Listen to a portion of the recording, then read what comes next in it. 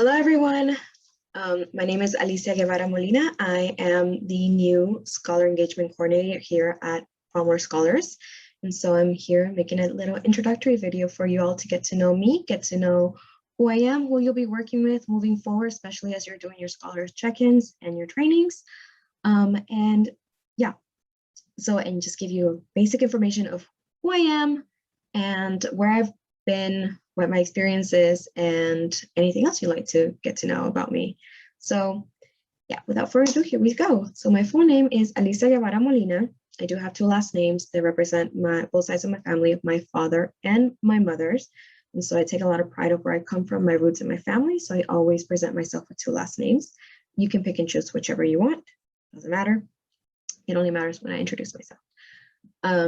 I was born and raised in El Salvador. So those of you who are not or may not be familiar with El Salvador or where it is in the world, it's a small country in Central America. It's right next to Guatemala. So if you look up El Salvador, it's really right next to Guatemala. It's a really, really tiny, tiny country. Very much a tropical place. So lots of sun, lots of good food.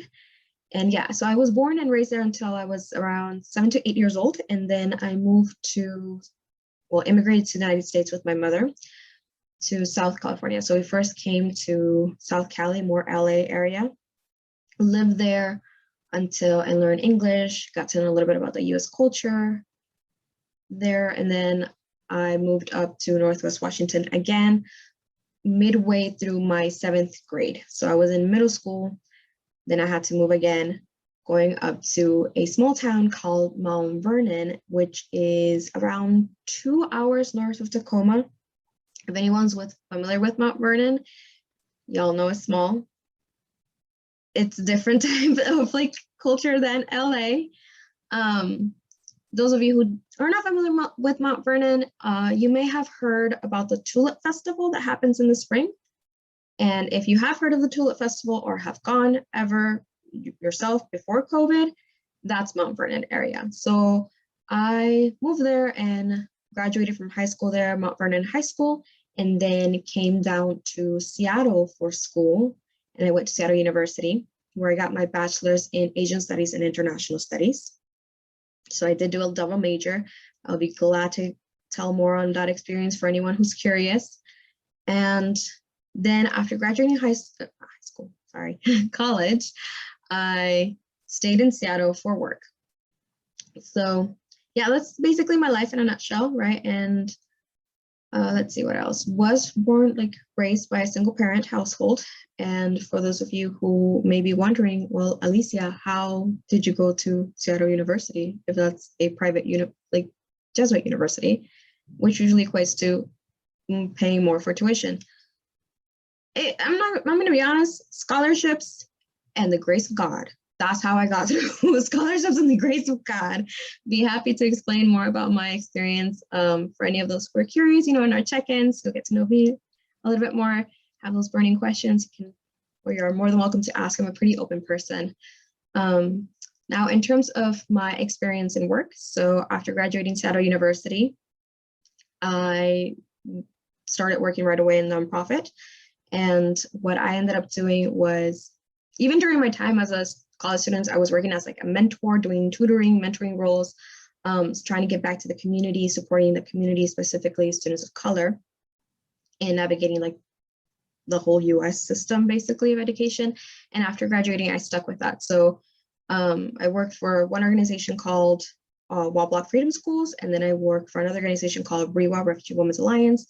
And that's the job that I just left. It was REWA's, and my job there was as a college/career coach of sorts. So basically what I ended up doing was coaching and supporting students, same as you all, 16 to 24 years of age, in their transition to college, how to navigate the college system, how to help with financial aid, scholarships, among other things, right? Being a friend, a mentor, whatever they needed me to be, I would be there for them. And so that's my experience. And now I'm here at Palmer Scholars. The reason for that is, I did everything that I could for my old job and felt like it was something new. time to move on, progress, and continue giving to the community in a different way. And I found Palmer Scholars, applied, got in. You know, they took me. I met one of you during an interview and heard more about the work that you all do, the work that you're experiencing. I just want to be part of the team, be part of that community that supports you. So now I'm here and I am now the new Scholar Engagement Coordinator. Yeah, so that's me in a nutshell. Like I said, I'm very much a pretty open person. So you're more than welcome to reach out to me. You'll be seeing an email from me soon. Maybe you'll see this video after the email telling you all how to contact me, you know, get to know me. Yeah, so we'll definitely see each other during check-ins for sure.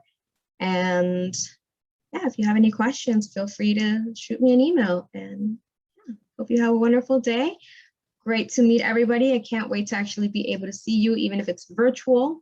And then hopefully in the future, a little bit more in person, whatever y'all are comfortable with. Yeah, until then, stay safe, stay healthy, and I look forward to meeting you all.